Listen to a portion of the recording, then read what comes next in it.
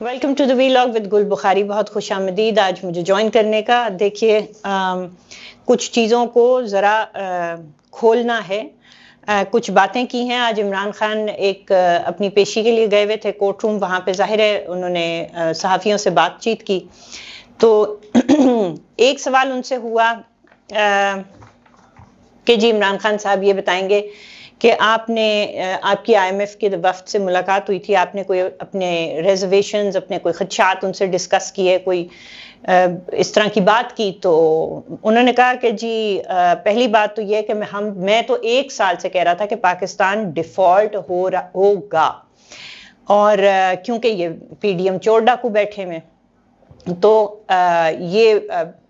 مطلب یہاں پہ ہائپر انفلیشن ہو جانی تھی اور یہاں ڈیفالٹ ہو جانا تھا. تو اسی لیے ہم یعنی پی ٹی آئی نے, میں نے ہیلپ کی پاکستان کی, اور ہم نے حمایت کر دی اس پروگرام کی. یہ جو سٹینڈ بائی اگریمنٹ کیا ہے شہباز شریف صاحب نے اپنے آئی ایم ایف کے ساتھ. اب یہ وہ جو خانہ پوری کرتے ہیں آئی ایم ایف والے, یہ اس کو کہہ رہے ہیں کہ ہم نے حمایت کر کے ہیلپ کی. اب ان کی ہیلپ میں اس لیے یہاں پہ وضاحتیں کرنا چاہتی ہوں کہ ایک ہیلپ انہوں نے یہ کی تھی کہ جب یہ حکومت میں تھے اور ان کو اندازہ ہو گیا تھا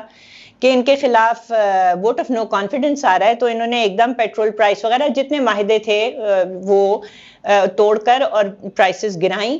اور وہ اس کی وجہ سے پروگرام وہاں رک گیا تھا تاکہ میں اپنا پولیٹیکل کیپٹل بھی سیو کروں اور یہ جو نئے آ رہے ہیں یہ ڈیفالٹنگ ملک میں آئیں. تو پہلی بات یہ. اس کے بعد ہوا یہ, آپ کو یاد ہوگا اچھی طرح کہ آ گئی پی ڈی ایم کی حکومت, اور بڑی محنت کے ساتھ جو اس وقت فائنانس منسٹر مفتاح اسماعیل صاحب تھے, انہوں نے کچھ ظاہر ہے ان اقدامات کو ریورس کیا اور بڑا اس کی پرائس پے کی, پولیٹیکل پرائس پے کی پی ڈی ایم نے, پر خصوصی طور پر نون لیگ نے, اور انہوں نے جناب پروگرام میں واپس چلے گئے, وہی پروگرام جو عمران خان توڑ گئے تھے تاکہ پاکستان ڈیفالٹ کر جائے. اور اب یہ کہہ رہے تھے, مطلب ذرا باتیں سنیں. ایک انہوں نے کہا کہ ان کا یعنی پی ڈی ایم والوں کا, ان کا تو پیسہ باہر پڑا تھا تو ان کو تو کوئی فرق نہیں پڑتا تھا, تو یہ تو ملک کو ڈیفالٹ کرنے جا رہے تھے. اور اس کے برعکس آپ کو اچھی طرح جیسے میں نے ابھی کہا ہے, پی ڈی ایم نے تو آ کر دوبارہ شروع کرنے کی کوشش کی, اور جب انہوں نے شروع کرنے کی کوشش کی تھی تو انہوں نے کے پی کی حکومت کو اور پنجاب کی حکومت کو سے خط لکھوانے کی کوشش کی تھی آئی ایم ایف کو, تاکہ پی ڈی ایم کی یہ کوشش جو ہے پاکستان کو ڈیفالٹ کرنے سے بچانے کی وہ ناکام ہو جائے. مطلب اتنا پکا منہ بنا کے جھوٹ بولتے ہیں, لیکن اب ان کے پاس جھوٹ بولنے کے سوا کچھ ہے نہیں, اور ڈیسنسی ان میں وہ نہیں ہے کہ اگر آپ سچ نہیں بول سکتے تو آپ چپ رہ لیں. اچھا جی, اس کے بعد ان سے پوچھا گیا کہ جی عثمان بزدار جو تھے, جب آپ کے اوپر پریشر تھا کہ وہ عثمان بزدار کو چینج کیا جائے تو آپ نے تو بڑا پریشر لیا تھا. اس میں ہوا یہ تھا کہ پریشر بالکل تھا ان کے اوپر کہ عثمان بزدار کو چینج کیا جائے ایز چیف منسٹر پنجاب, کیونکہ وہ جو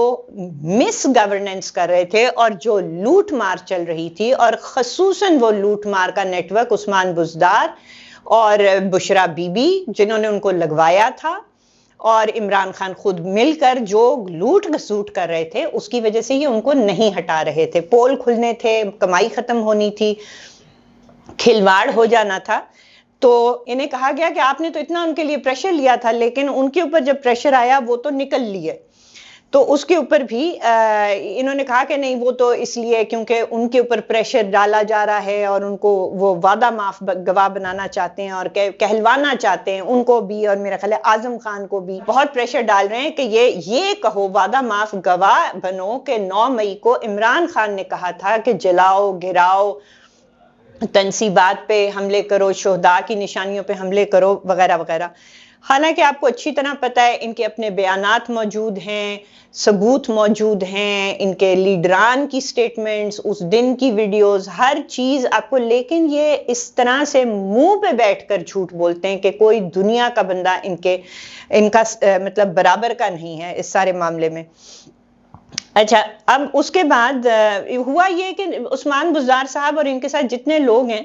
وہ بیسکلی ان کو 2-3 نوٹسز آئے تو وہ اپنا ان کو پتا تھا ان کی اصلیت کیا ہے اور عمران خان ان کے پیچھے کھڑے ہو کے ان کو نہیں بچا سکتے، تو وہ جناب یہ اناؤنس کر کے کہ میں آج کے دن سے پالیٹکس چھوڑ رہا ہوں، تو وہ گھر چلے گئے۔ تو یہ اس کی یہ ایکسپلینیشن دے رہے ہیں کہ ان کے اوپر پریشر ظاہر ہے، اس قسم کا پریشر ہوتا ہے جب آپ کو پتا ہوتا ہے کہ آپ نے کیا کیا ہوا ہے، اور آپ اگر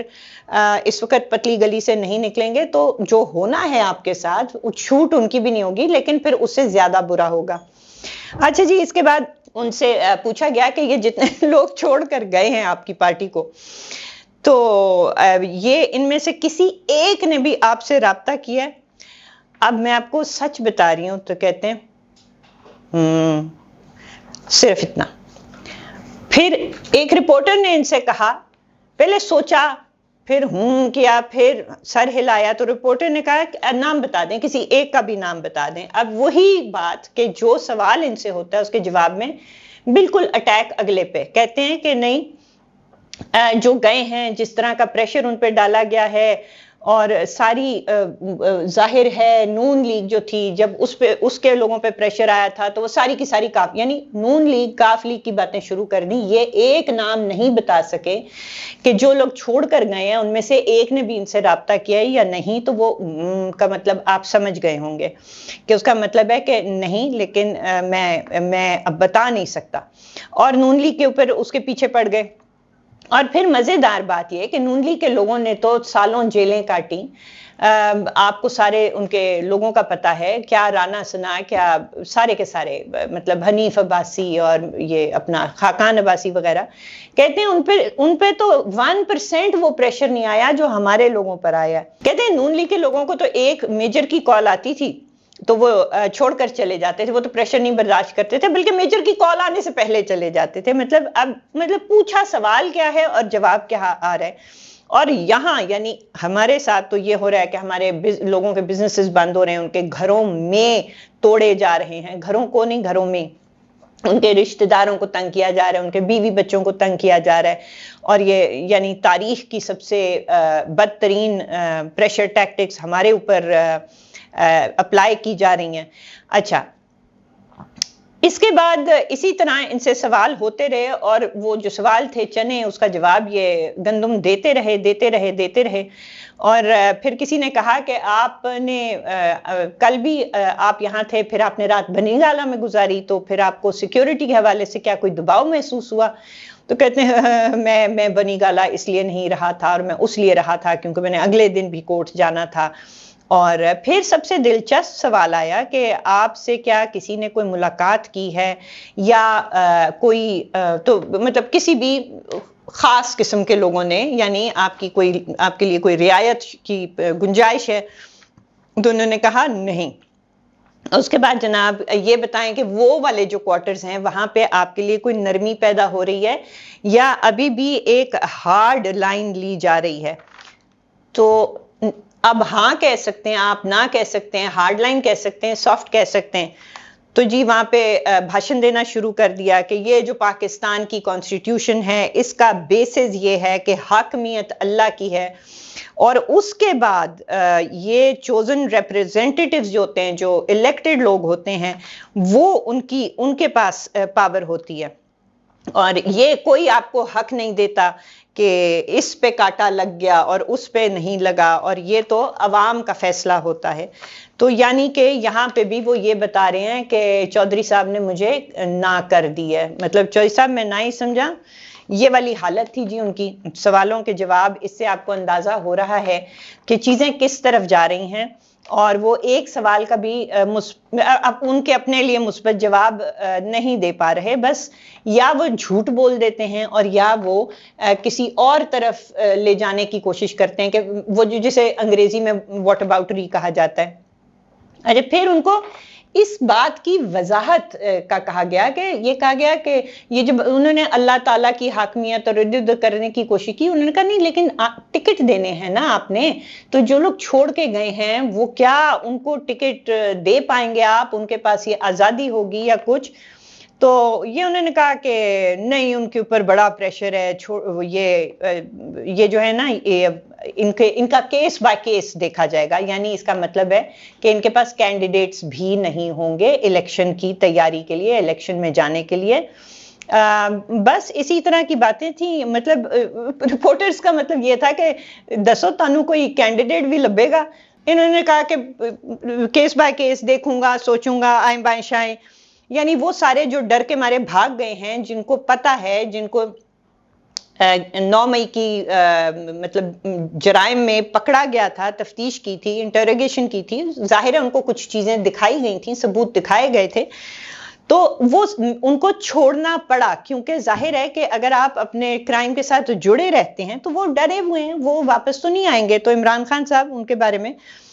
لیکن پھر کہتے ہیں کہ ان کے اوپر پریشر ہی ایسا ہے، تو وہ پریشر اسی چیز کا ہے۔ اسی طرح پھر ان کے چودھری پرویز الہی کا پوچھا کہ جی وہ تو بڑا پریشر برداشت کریں، اس کی انہوں نے بڑی تعریفیں کی کہ میں بڑا اپریشیٹ کرتا ہوں اور یہ کرتا ہوں وہ کرتا ہوں، لیکن وہ جو ہیں پرویز الہی صاحب ایک غلطی کر کے، آپ کو پتہ ہے کہ وہ بہت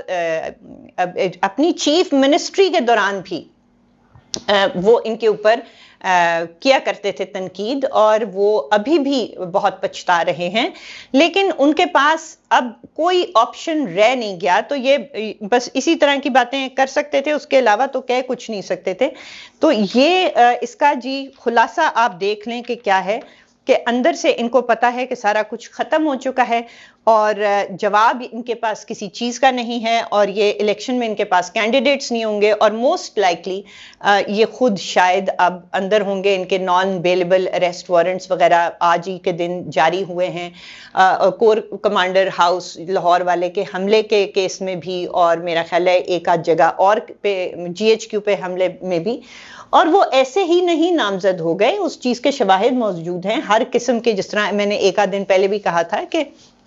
لوگوں کی گواہیاں بھی ہیں، ویڈیوز بھی ہیں، CCTV بھی ہے، جیو فینسنگ بھی ہے، ان کی فون کالز اور ٹیپس بھی ہیں، ان کی کانورسیشنز ہیں، ان کی وہ جو چیمہ صاحبہ تھیں وہ والی جو بندیال کے ساتھ بات ہو رہی تھی، جو اپنے باہر 2-3 لیڈر تھے جو ان کے ساتھ ہو رہی تھیں، وہ سارا کچھ موجود ہے۔ اور اب میرا خیال ہے کام ان کو پتہ ہے کہ تمام ہے، اور کافی عرصے سے پتہ ہے، لیکن یہ دوسرے لوگوں کو جھانسے میں رکھا ہوا ہے۔ تو یہ تھی جی آج کی لیٹسٹ خبر جو انہوں نے بات چیت کی، اور یہ تھا اس کا مفہوم، آپ خود بھی سمجھتے ہیں، لیکن جو خبر آتی ہے یا جو پریس ٹاک ہوتی ہے اس کی تھوڑی سی تشریح کرنا یا اس کی وضاحت کرنا